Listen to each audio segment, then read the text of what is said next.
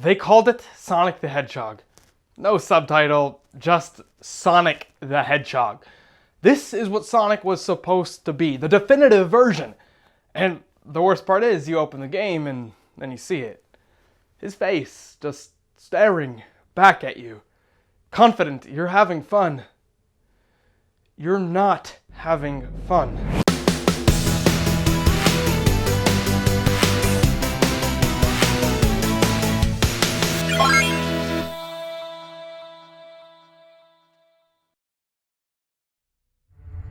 Discovering the secret of my past will be nearly impossible. I'll take those odds. After Sonic Heroes, Sega released Shadow the Hedgehog, a game that tied directly into the plots of the previous two games, but to believe this plot was planned would be a stretch. By definition, that game is a spin-off, so I'm not talking about it yet. One day. Shadow the Hedgehog was a big departure tonally. Sonic Adventure 2 had some dark elements, Sonic Heroes was completely lighthearted, then Shadow the Hedgehog came back with extreme elements of both, so it was an odd tonal hodgepodge. And that's just a theme with all of the adventure-era games, it's just tonally inconsistent. Shadow the Hedgehog seemingly brought an end to all of the plot points developed since Sonic Adventure 2, so Sega was free to do something new. Sonic the Hedgehog, a phrase in which here refers to a video game from 2006, which shares the name with a much better video game. The game was planned after Sega got a hold of a developers unit for the Xbox 360, and soon they realized they had unlimited power. In 2005, a trailer leaked, and people were actually hyped. The trailer showed Sonic being Sonic, but in HD. This was supposed to be a return to classic form.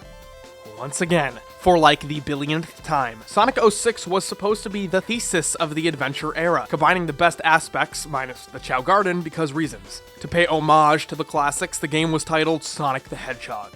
Originally, it was going to be released on the Wii, but Sonic Team split itself up to work on two separate games, Sonic 06 and Sonic and the Secret Rings, another Sonic spin-off. Sega had trouble handling the different consoles, both versions received harsh critique, but the PlayStation 3 version is considered to be inferior. Some of the most uninspiring environments, shoddy controls, and degenerate use of the same stages over and over again by characters even less defined than a Rorschach test. Clarification, I've always had the Xbox 360 version. When I got it, I kind of knew I didn't like it. I couldn't admit it, but it successfully became the first Sonic game that I actively stopped playing.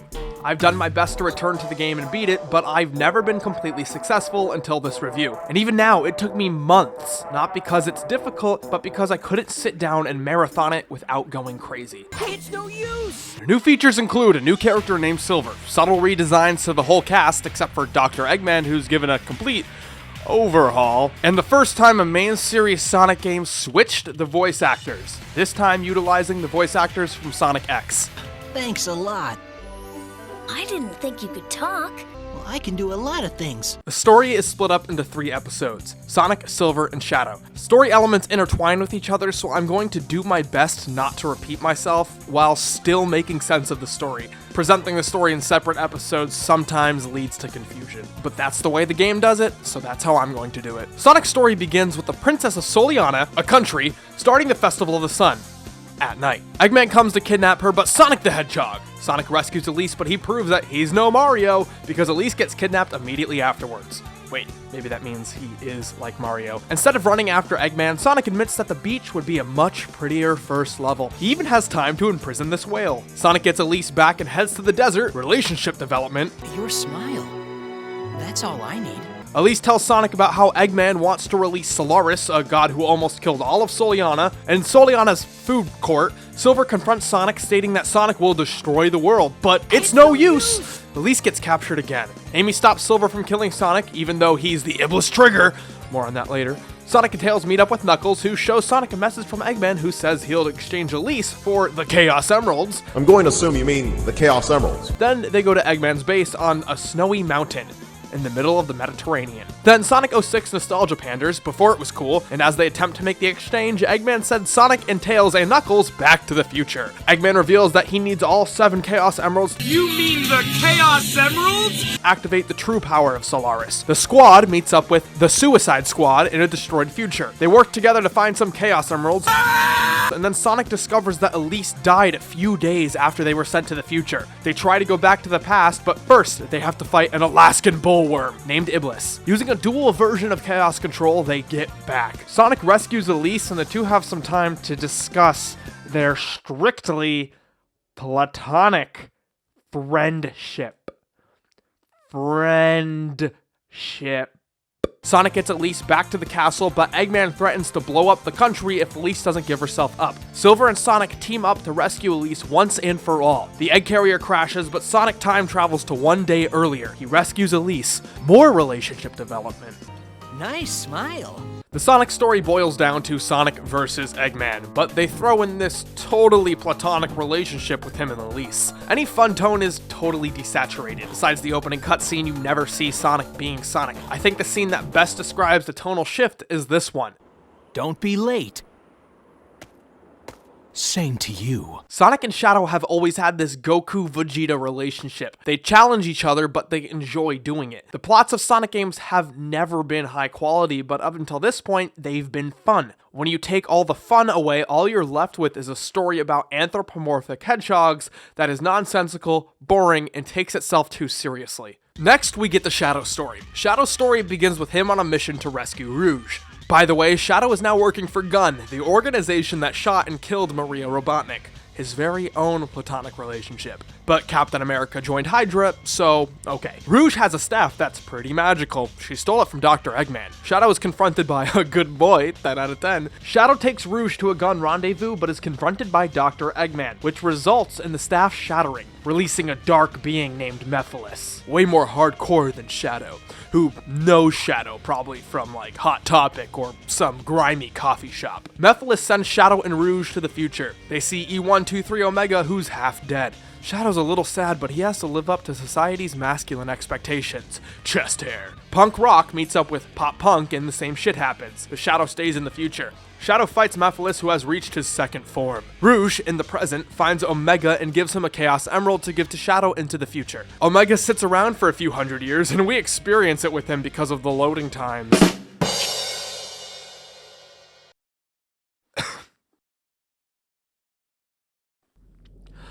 With the help of Omega, Shadow returns to the present and figures out Eggman wanted Mephiles. Shadow confronts Eggman, who tells Shadow about the Solaris Project, some shit that happened 10 years ago. Shadow saves Sonic from Silver, they fight, and then Shadow and Silver go back to the past to find out about that shit that happened 10 years ago. They discover that Elise's dad, the Duke, was working on the Solaris Project, but when the project failed, Mephiles escaped and Iblis was sealed into Elise, only to be released if Elise cries, because young children never cry. Omega fights Mephiles. Mephiles tells Omega that he was designed to destroy Shadow, the actual lore development that makes sense. Too bad we'll never get a follow-up to this seeded plotline. Shadow, Rouge, and Omega track Mephiles down into the desert. Shadow removes his inhibitor rings and tries to kick ass, but to be continued. Shadow's story isn't satisfying in any particular way, but instead offers insight into the plots of the other two characters. Finally, we get to the Trunks story, the Silver story.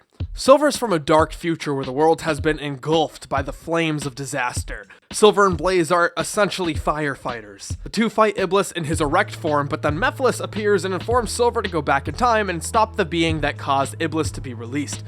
It's Sonic. Silver and Blaze go back in time. Silver sees Sonic, but then Amy sees Sonic. But it's not Sonic, it's Silver. They hang out, get to know each other. Silver tries to kill Sonic in the food court, you know, the usual. But Amy says, absolutely not. You can't kill Sonic because he hasn't done anything yet. Silver questions if he should actually kill Sonic, but ultimately he decides to kill Sonic. He goes to kill Sonic, but Vegeta says, "You're no son of mine!" And the audience cheers because of this scene. Ah! Chaos Control! Shadow literally freezes time in order to teach this boy a lesson. It's the most extra thing you'll see all day. They go back in time, that shit with Elise happens. Silver concludes that Mephiles only wanted him to kill Sonic so that Elise would cry and release Iblis. Silver goes back to the present and helps Sonic rescue Elise. Then Silver and Blaze go into the future to defeat Iblis once and for all. Silver and Blaze fight Iblis, and after the fight, Iblis is sealed into Blaze, who says, "I must go. My home planet needs me," and goes into another dimension, either explaining her origin in Sonic Rush or setting up for a Silver sequel we never got. The Silver story is the most complex. It's the only story that directly involves everyone. I know people think Silver is annoying, I don't. I actually like Silver, and it's a shame that this was the game he was introduced in. Finally, we get to the end game. Mephiles has apparently escaped Shadow's big attack. Mephiles confronts Sonic and... I imagine death so much it feels more like a memory. Just like that, Sonic is dead, creating at least one creepypasta explaining that the rest of Sonic's games are just the afterlife. I am totally unaware of it if it actually exists. Elise cries, releasing Iblis, and Mephiles and Iblis merge to form Solaris, the god of time. Elise recognizes that Sonic is probably not dead and asks all of the characters to go fetch the Chaos Emeralds for her. They do! Elise prays to the Chaos Emeralds to bring Sonic back into... Oh, their relationship was anything but platonic! And I'm over it! I get it that this is weird, and it's weird on so many levels, but truthfully, I'm over it! The reason why it shocked so many people was because this is Sonic the Hedgehog. When you have him rescue the princess and get a kiss at the end of the game, it's kind of contradictory to the character, because the character was created to literally contradict another character who does just that.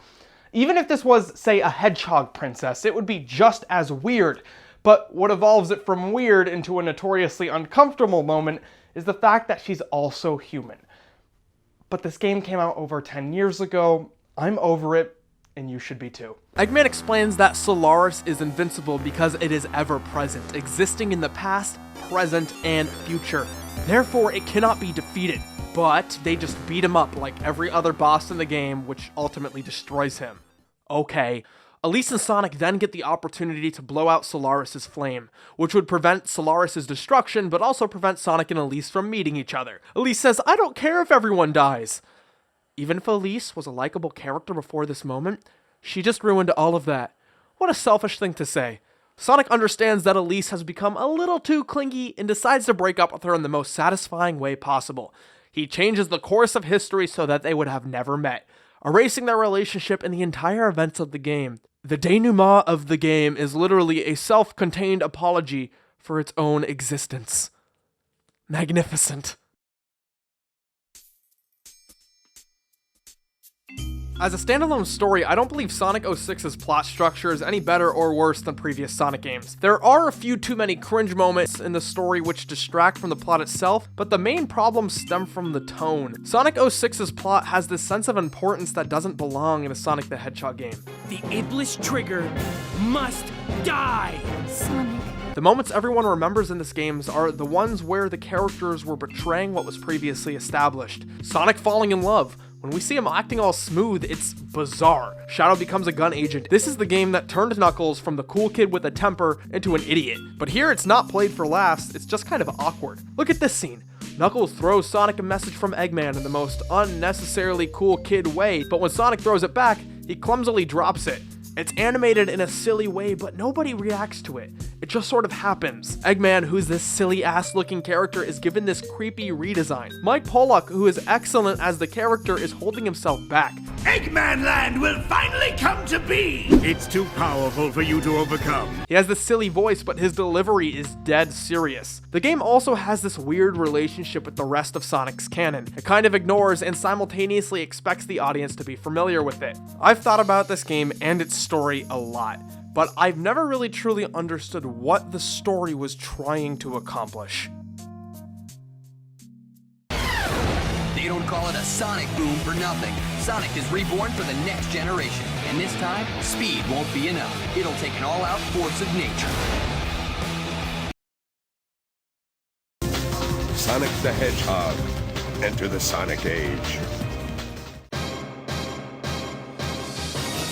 There are multiple different playstyles in the game, with the main ones being Sonic, Shadow, and Silver. Sonic's gameplay does its best to replicate the feeling of the adventure games.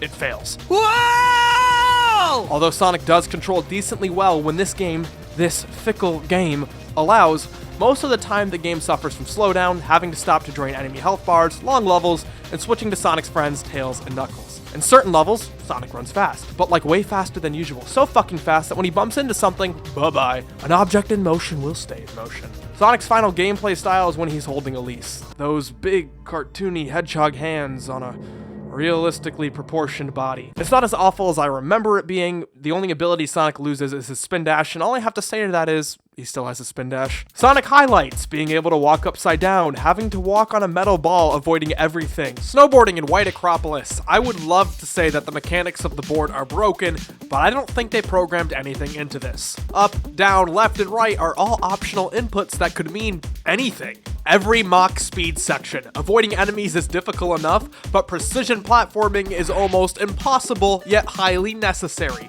If you miss a jump, you're dead. And the goddamn battle with Silver. Oh my god, the battle with Silver. No! This is a special sort of awful. During the fight, Silver uses his psychic powers to hold Sonic and throw him against the wall. As you recover, he picks you up again and does it again. Sometimes you'll pick up your ring over and over, creating a cycle of never-ending torment. And every time he grabs you, It's no use! It's no use! It's no use! It's no use! It's no use! instead of side characters having their own campaign, they're integrated into gameplay. Tails no longer has his tail whip attack, instead having the dummy ring ability from Sonic Heroes. It keeps awkwardly cutting to this first-person point of view, and Tails' flight mechanics are just awful. His forward momentum can be ridiculous sometimes, but as soon as he gets tired, he just drops. All that forward momentum stops. Knuckles can punch and glide, which is all good and well, but his climbing is broken as shit. Half the time, he can't even leave the wall correctly. You just press A over and over again and hope for the best. Shadow's playstyle has just enough differences between him and Sonic to make him unique. The focus is more on combat, so it's not as bad when you run into an enemy with a lot of health. Shadow's got vehicles. Yeah, I do my best to avoid the vehicles. You have the gun buggy, which the only way I can explain how it controls is through this visual aid.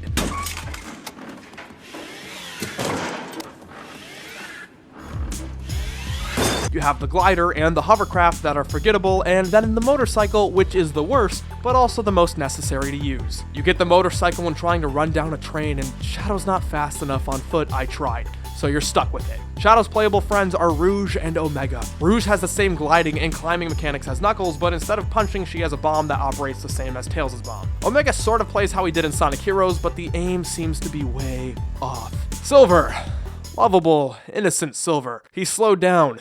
Way down. Silver doesn't rely on physical attacks, but his own psychic attacks. Silver can defeat enemies by throwing shit and other enemies at them, but he can only throw enemies when they're stunned. I feel like Silver would have been cool if he was this super overpowered character, except he's not. It's this slow, boring gameplay style that is incredibly limited. Once you start holding more than one object, your aim starts to suck. Really bad. Instead of limiting characters' established powers, create a game that is designed to challenge that power.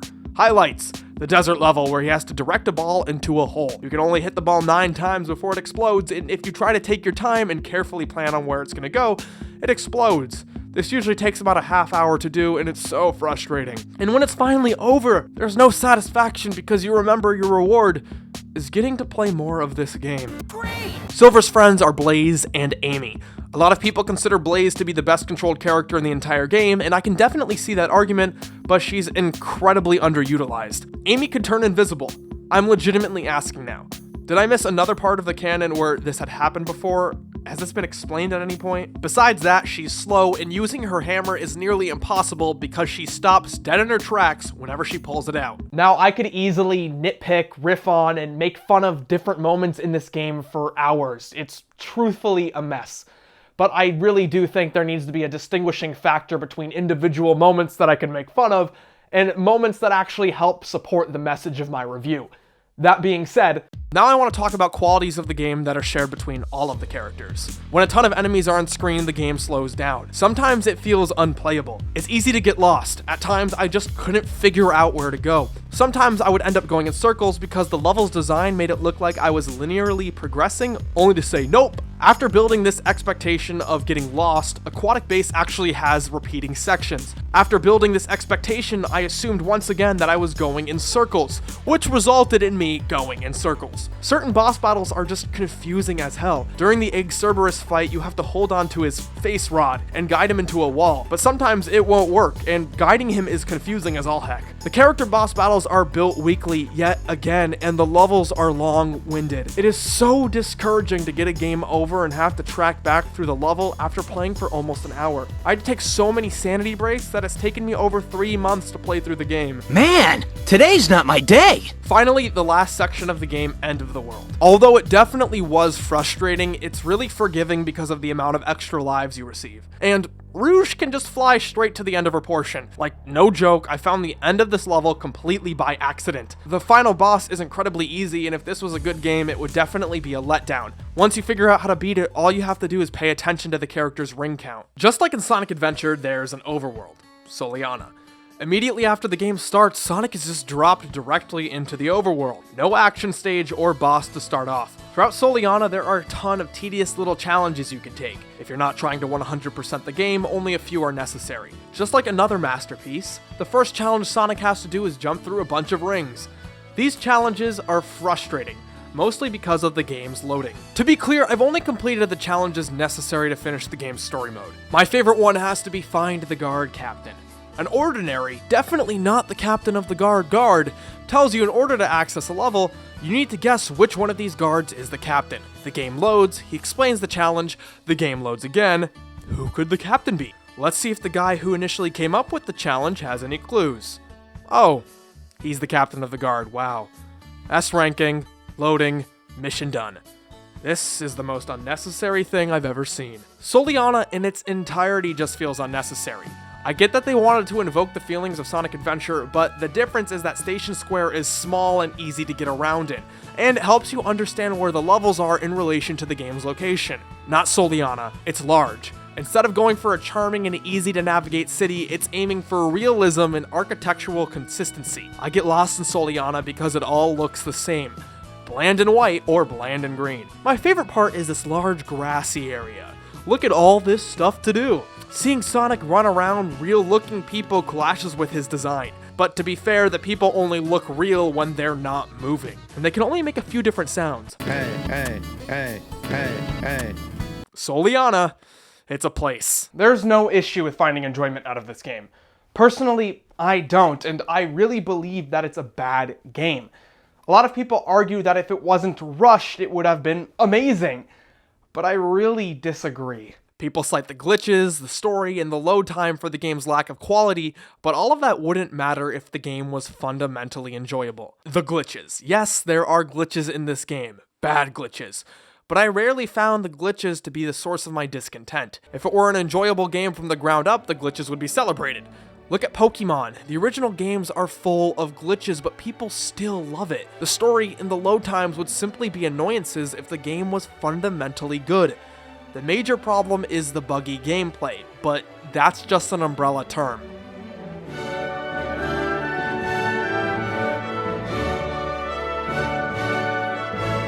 Walking upside down, vehicle control, slowdown, lack of sound effects, lack of graphical effects, visual glitches, aiming problems, physics breaking, the camera. If the game ran perfectly, if all the little problems with it were fixed, you'd still have the tonally off story. You'd still have Soleanna and its problems. Sega's track record would mean that the camera would still be bad. Silver would still be extremely boring. You'd still get lost inside all of the stages. There would still be the awkward mix between realistic humans and Sonic characters. Eggman would still look like this. This game has become the negative stereotype of Sonic games that is reinforced by other Sonic games. This didn't come out of nowhere. It was an evolution of the Adventure series. More on that later. First, I have to talk about a question that I've had.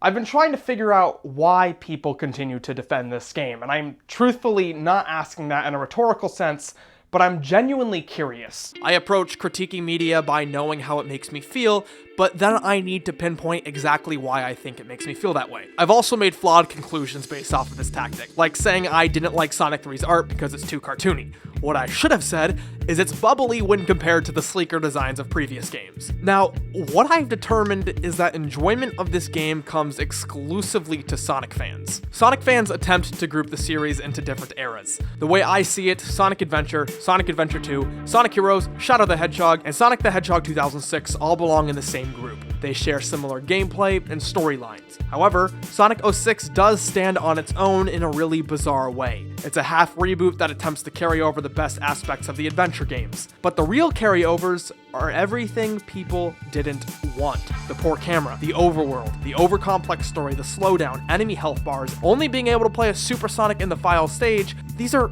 all complaints I've had in my reviews of previous Sonic games. But here, it's all together in this poorly wrapped package. However, I think the fact that these flaws have repeated themselves from previous Sonic games helps some Sonic fans enjoy this game in a unique way. In the past, when I've attempted to play this game, I've hated it. But now, as I'm doing this Sonic overview, that hatred has shrunk a little bit. It was as if every game before this was me training to deal with all of these problems separately. That doesn't redeem the game, but I think I get the perspective of people who like it. Sonic 06 wants to be a game for people who grew up with the adventure games, but that concept came too soon. So much of what Sonic operates off of, in fact, so much of what media relies on, is nostalgia. But nostalgia is created through time. Sonic 06 came out only a few years after Adventure 2. If 06 were released today with all of its buggy problems fixed and a tweak in tone for the story, people would love it. It wants to be that perfect nostalgia game for those who grew up with the Adventure series. But the problem, aside from everything I've discussed, is the fact that those who grew up with the Adventure series were still growing up. I was 10 when this game came out, and despite Sonic being such an important part of my early childhood, I couldn't convince myself that I was enjoying the game. Sonic 06's biggest offense is that it came out too soon, and I mean that on multiple levels. It was rushed to meet a holiday deadline, which resulted in most of the bugs and errors you see in the game. But even if the game ran perfectly, and the story itself actually felt like a Sonic the Hedgehog story, the audience it aimed to please just didn't exist yet.